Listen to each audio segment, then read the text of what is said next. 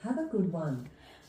Okay, tapos na sa Alexa magsalita. So, ang menu ko for today, dahil sa, alam niyo na, masipag tayo magluto. Ito, pumili tayo ng 2 slice ng pork ribs na imamarinate natin dito sa barbecue sauce. Yan, medyo nalagyan ko na siya ng barbecue sauce dito.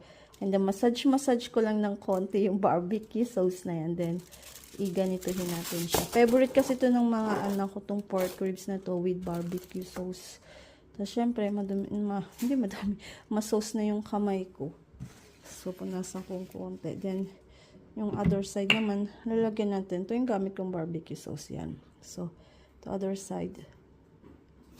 Yan. Sobrang sweet na ito eh. Not really sweet.